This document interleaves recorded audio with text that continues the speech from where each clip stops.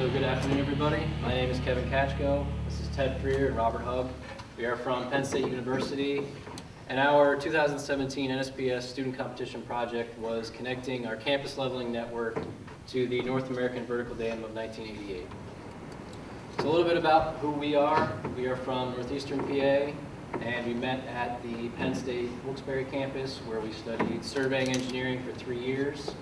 After studying there for 3 years, we moved to the University Park campus at State College to study civil engineering. Last year we did this, and we are going to be graduating in May, and when we graduate we will have 2 degrees in surveying engineering and civil engineering. So our project introduction. So our client is Brian Navarezny, who's also our advisor and the introductory surveying professor for civil engineers in the civil engineering department at Main campus. So this class, this introductory surveying class, contains multiple labs and covers the basics about surveying, as all introductory surveying classes do. And as part of this class, he teaches the principles and practice of leveling, the methods, equations, and they also have a lab that goes out into the field and teaches these civil engineers a little bit about leveling. So the level commences on Benchmark Old Main, which is our oldest building on campus. It was the original building of Penn State. It runs through a series of 4 survey monuments. The survey monuments are in groups of 3, symbolized here. Each group gets a set of 4. They run through the 4 monuments, and they end on Benchmark Sackett, which is the building where the civil engineering department is located. The students record their observations in their field notes, and they calculate their misclosure at the end and report their findings for a grade. The main issue with this lab is Brian just recently became the professor, and he was handed down elevations for Benchmark Old Main and Benchmark Sackett, and there was no evidence as to what datum these elevations were tied to. So sometimes when the students do good work, they close, and they seem to work, but he doesn't know what datum these are tied to. And as a result of that, there are no elevations on the 24 survey monuments on the Old Main lawn either. It was part of so here's an example of what the students are given as part of their lab and a sample level line. You can see here the Old Main steps are pictured with our Old Main benchmark, and as well as the front of the Sackett building where the Sackett benchmark is located. And as an example of a level line, the students would commence here and run through a series of 4 monuments as illustrated by the blue line. So our project wanted to first establish the elevation of Benchmark Old Main as well as Benchmark Sackett relative to the North American Vertical Dam of 1988. And to do this, we were going to be running a level line. Secondly, we wanted to establish the elevation of the 24 survey monuments located in the Old Main lawn so they could be used to check student data out in the field and help grade the students, and also for future projects such as this. And lastly, we wanted to compare the student data sets that we had from 3 different semesters of leveling data, 2 being single wire and 1 being 3 wire. We wanted to compare these data sets and see if they were statistically equal to help us determine which set would give the best elevations.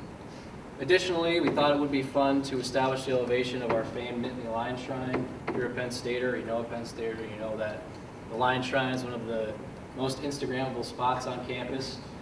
A lot of selfies are taken there. And additionally, we established some learning goals so that we could further our knowledge in a few topics.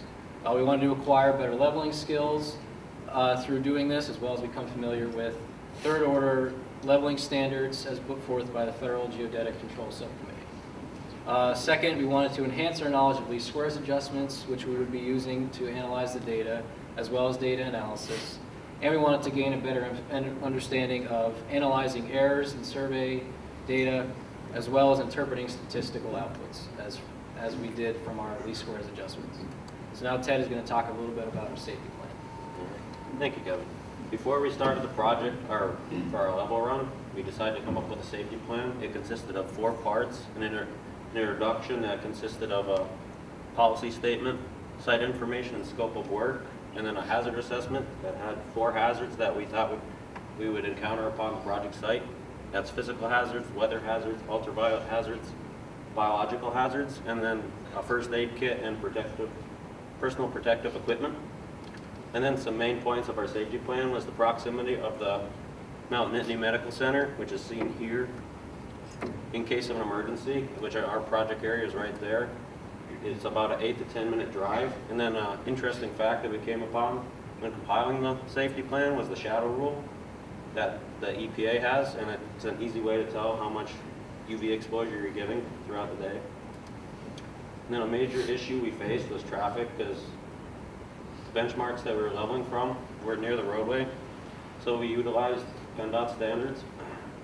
We wore a Class 2 safety vest, and we tried to face oncoming traffic when possible.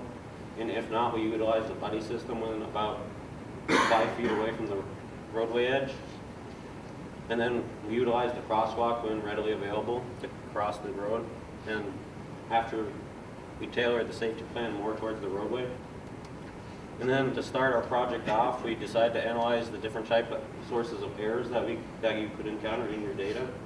And the definition of an error is the difference between a measured value and its true value, as seen in a classic dartboard example. The error is the red line between the bullseye and wherever your arrow lands. And there's three different sources of error. There's personal, natural, and instrumental. Personal is just the limitations of the human. Natural is just natural conditions such as wind, temperature, humidity. And instrumental is the manufacturing defects in the instrument, because no manufacturing process is perfect. And then there's two types of errors. There's systematic and random. A systematic error can be removed from the system, such as if your leveling rod's 0.1 feet short. And then a random error is after you remove the systematic error, because all measurements always contain an uncertainty. And then a blunder is just a flat out mistake. It's like if you kick the instrument and you don't want to level it again, or you hold the rod upside down or something like that. And just some general leveling errors. A personal is your experience with the instrument. Natural is the wind that may affect the rod. And instrumental is if you don't peg test, or if it hasn't been calibrated recently professionally. And then for our level run, we decided to consult third order FGCS leveling standards. It uses a guideline to establish the elevations on the benchmarks, Old Main and Sackett. And to eliminate curvature and refraction, we try to keep our backsides and foresights approximately equal, along with keeping the backside and foresight lengths to not exceed 90 meters, and also the difference between the backside and foresight to keep under 10 meters. And we decided to use a digital level because it's faster, more reliable, and it also eliminates human error. And it also contains instrument compensators. And then the equipment that we chose to use was a Leica LS15 digital level, along with two Leica digital leveling bar rods, or leveling rods. And then Rob will continue with control recon. Thank you, Ted. So with the standard set and the equipment picked out, the next task that our crew came up with was define actual control so that we could actually put NAVD 88 vertical control on our benchmark Sackett and benchmark Old Main. So using NGS Data Explorer shown on the right here, we used the project location being Old Main Lawn, and with a radius of 2 miles, which was converted from the 3 kilometers that the standard set and rounded up to 1 sig fig, because it only allows 1 sig fig in the Data Explorer, we came across 10 benchmarks in the area that we could use. So the team went out with their team went out and uncovered these and found that only 3 of them existed. 2 of them were on North and South Atherton, which is the main road that goes through our college. So north one being here, south one being here, with AJ 2131 being on the east side of campus away from it. Knowing that we could not meet the standard set that you needed 2 benchmarks at the beginning and end of each level run, we decided to only use the 2 on Atherton instead of doubling a level run just to meet that 3rd benchmark. So here we go, our route. So we could say our beginning of our route was basically literally set in stone, shown here, as with the help from our instructor and professional engineer from the Office of Physical Plant, Mr. Jason McCoy, he was able to relay us some vertical benchmarks that Penn State actually uses on their campus. So the main part was come from Atherton and to cross campus, hitting as many benchmarks as possible that he laid out on our map. When uncovering these benchmarks, we found out that they were also not on NAVD 88, which instead we just used the difference of elevations to make sure we double checked our observations. The rest of it was where we came up with 2 different routes. So Route 1 on the left here shows after Old Main and Sackett, a longer route to our second benchmark. The longer route is a more steadier route to our benchmark, which we felt would be better because we wouldn't have as much setups going up the steep incline as Route 2 shown here. When we were traversing, we started off with Route 1, and then after realizing the unsafetiness of going across the main road of Atherton, shown right here, we decided to go with Route 2 after, which ended up being a shorter and eventually saved time and setups because of the shortness. So our eventually route level route disclosure was about 15 millimeters with a total distance of about 2.6 kilometers. So using FGS third order maximum loop max closure, we ended up meeting what that closure meant, which gave us the confidence to adjust our data. So we decided to do the adjustments based on distances, mainly because when we were doing leveling, we weren't perfect on our foresight and backside distances. So we felt that a distance-based adjustment would be more precise than using a setup basement. So shown here is the 3 benchmarks that we wanted to put elevation on. So you have Lion Shine, Old Main, and Sackett. We have the elevation, the adjusted elevation, and the adjusted elevation in the feet. So as you can see, the elevation that was previously known to our instructor was not exactly as NAVD 88, which basically guaranteed that we didn't do all that hard work for nothing, which was kind of reassuring that we actually did something. Next, so with now student data, now with the elevations on the 2 monuments of Sackett and Old Main, we now got to look into the student data and start adjusting all the student data. So roughly there are between 4 and 6 classes offered each semester at Penn State, in which, in our observations, we looked at the fall of 2015, spring of 2016, and fall of 2016 classes. Each class was a little different, with the fall doing single wire and the spring doing 3 wire. And in total, over 300 observations were observed and adjusted from the 300 students that we have had. So one thing that we like to note before we started using any LeastSquares adjustments is that all 3 of us have worked with Brian as a teaching assistant.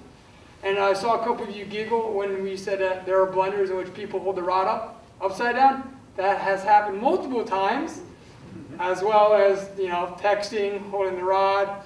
We've had people not put it on the monument, which it's been instructed to, but there are a ton of blunders that these students have because, face it, when you're a freshman, we were inexperienced, we didn't really know what to do all the time. So before we actually did some LeastSquares, we put all the data in Excel and did some quick blunder detection. So on the left here, we see some delta elevation averages over between each monument shown with the standard deviation. Our standard deviation ended up being 1.5 for this observation, which is quite high. When we're looking at the data, we have someone who shot an observation of negative 6.22, which is literally 3 feet off of what the average is. Therefore, using some blunder detection, we just ended up removing them, waiting until we have a standard deviation below 0.1 feet. We used 0.1 feet mainly because we felt that was about the accurate we could rely on student data. As a result, there was about 20 to 30 observations removed from just blunder detection. And the best blunder observations that we released was from the spring of 2016, which we felt was going to happen because of the 3 wire, eliminating the chances of reading the wrong wire. Next, Ted will talk about going to LeastSquares adjustment. Thank you, Rob. We chose to use LeastSquares adjustment because we're going to compare the data that we collected from our level run from the 2 benchmarks, the NGS benchmarks, to the student data that we that's collected on Old Main Lawn. And then to do a LeastSquares adjustment, there's 3 possible weighting strategies that you could use. You could use line lengths, number of setups, or the standard deviations. We chose to use no weighting at all because we felt that all the data was the same, which means it's equal. We chose not to weight the data because of the students' backsides, foresights. Their distances were way off on some of them, and their number of setups were also off, or they did not use them when they should have. And also just due to the fact that it's the first time many of them are using a leveling instrument and a level rod, and that the instruments that the surveying lab contains have not been professionally calibrated. And then to perform the LeastSquares adjustment, we used Adjust 7.0, which is included with the adjustment computations textbook that we've used. And the settings that we chose to use to analyze it, the minimally and fully constrained adjustments were adjust the observation errors the standard deviation and adjustment station at the 95% confidence level, and the tau criterion, which it uses the the tau statistic to detect outliers in the data.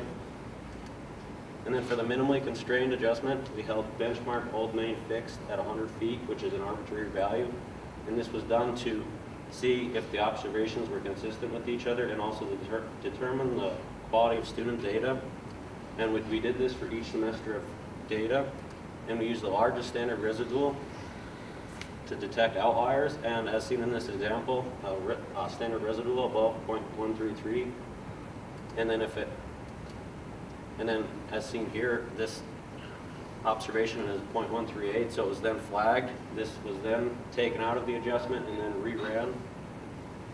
And then a summary of the observations that we did here for the number of adjustments. For the both the single wire adjustments, there was only a few, one for the fall of 2015 and two for the fall of 2016. Unlike the 3-wire, there's 4 adjustments run. And then Kevin will tell you about the fully constrained adjustment that he conducted. All right, so after our minimally constrained adjustment was done to analyze and make sure the data was consistent, we used the fully constrained adjustment then to establish our 24 elevations of the survey monuments on the Old Main line. So we have our adjusted elevations of benchmark Old Main and benchmark Sackett that we found from our level line. We held those fixed in our adjustment. We ran it for each semester as we did with the minimally constrained, and we got an output of elevations for each monument with the standard deviation. It was pretty obvious to us that the 3-wire came out with a better standard deviation as compared to the single wire. And we also, just to throw the observations together to see what kind of output we would get in terms of an average elevation, we did that, and we got a high standard deviation, which was similar to the single wire leveling observations. So we figured that this probably wasn't right because the 3-wire had a little bit standard deviation. So we decided to do an F-test data comparison to analyze our data sets to see if they were statistically equal or not at 95% confidence level. So we used an F-distribution two-tailed test, and we have our test null hypothesis, which is the larger sample variance over the smaller sample variance equal to 1. Our alternate hypothesis, where the larger sample variance over the smaller sample variance is not equal to 1. And then we have our F-test statistic, which is the larger sample variance over the smaller sample variance. And then we have our rejection region, which is calculated using the F-distribution table, which we use from adjustment computations, as well as linear interpolation with the degrees of freedom for each semester's data set. So if the rejection region was true, which meant that the test statistic was greater than the table from the value, we rejected the null hypothesis, which meant that the adjustments are not statistically equal at 95% confidence level. So here's our table of results after performing this data comparison. We found that fall 2015, which was single wire, compared to spring 2016, which was 3-wire, they were not statistically equal at 95% confidence level. Our fall 2015 to fall 2016, which were both single wire, were statistically equal. And our fall 2016, which was single wire, compared to spring 2016, which was 3-wire, were not statistically equal. So this proved that perhaps the 3-wire leveling probably gave us better results in our elevations of the 24 survey monuments. Now Rob will talk about project. To paraphrase fellow graduate of Penn State and competitor here, Christopher Alvey, time is money. In which for our project manager, we use the device called Smartsheet to track whose task, the time we've spent on each, the assumed time we thought we spent, as well as the date started and ended for each task. The main benefit of using this was its ability to switch the Excel export, which was able to calculate the total man hours we spent on the project really quickly. And another big cool thing was its ability to create a Gantt chart with just one button. So shown here is the Gantt chart for the first half of for last semester, showing the field work we did, and shown here is after winter break, we came back and we compiled all the adjustments from all the student data, which has lead us to a summary presented by Kevin. All right, so in summary, to go through our goals and what we established and if we met them, We established the elevation of benchmark Old Main and benchmark Sackett relative to NAVD 88 as we had wanted to in the beginning. We then used our fully constrained adjustment to establish our 24 elevations of the survey monuments on the Old Main lawn. And lastly, we compared the student data sets and found out if they were statistically equal or not. Additionally, we did establish the elevation of our Nittany Lion Shrine, as you saw on one table in the field leveling section. And our learning goals, we definitely accomplished because we definitely obtained better leveling skills and we familiarized ourselves with the third order leveling standards from FGCS. We enhanced our knowledge of LeastSquares adjustments through our research and through performing the actual adjustments and our data analysis. And lastly, we definitely gained a better understanding of analyzing the errors in the student observations as well as our own, and interpreting the statistics that our LeastSquares adjustment had outputted and interpreting what they meant in terms of our project. Lastly, special thanks to these people who donated their time, efforts, and funds to help us be able to come here and do this project. To add to the special things. So we are from Penn State University Park, and the surveying program is actually at Wilkes-Barre. So we really didn't have much support or help at University Park, which is why we put so much emphasis on thanking the people for our resources. Any questions? Did you guys test p-values to see if it was like highly significant or low significant f-values?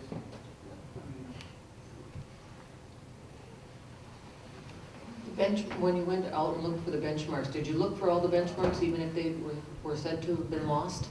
If they were said to be lost and they were very far away from, like, one was like on a mountain, knowing that we weren't gonna go 2 miles out of our way, and knowing we weren't gonna meet the 2 in each, a few of them, if they said it was lost, most of them we have in our paper. The one for Freebury. Yeah, most of them, like, were on campus, the ones on campus, they were removed because we have pictures in our project that show like a building was placed there.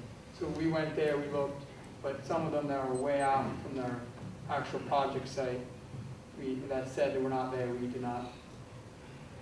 That's one thing we found in our areas. We went out and looked for 200 and some benchmarks that were said to be unfound or not found, and we found about 175 of them.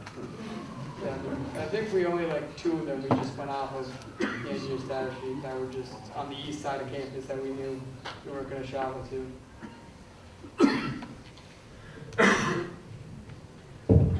I may have missed it, but there wasn't any data on the 24 benchmarks that you were trying to level to? There's data from student data, but due to the fact all the blunders, like all our averages, we didn't really have a set average from only 3 semesters.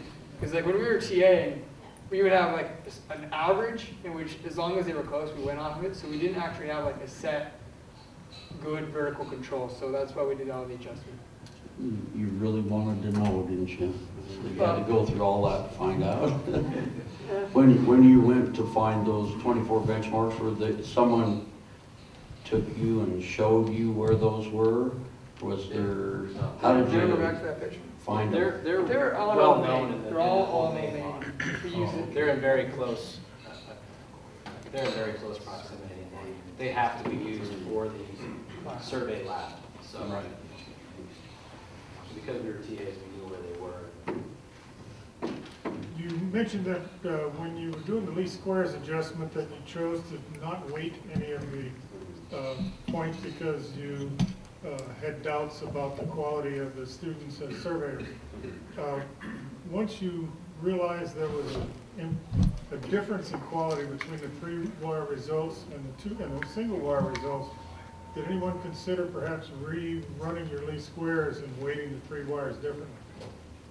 We did. We wanted to do that, but due to the time constraints of the project, we Good explanation. did not have enough time to do that.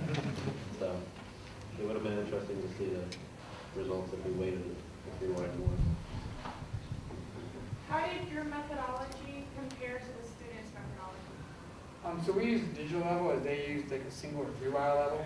So I mean, we basically used it as just, They just used automatic. yeah, they used automatic. Right? Ours is quicker and more accurate. And we took multiple readings on each sheet. Did you follow the same path? No. So we didn't actually hit the monuments. We only hit Sackett and Old Main. And we use all the student data to adjust their monitors.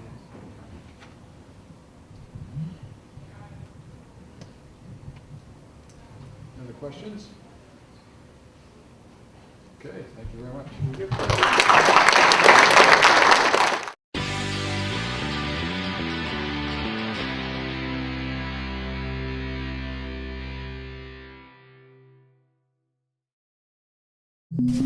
Yep.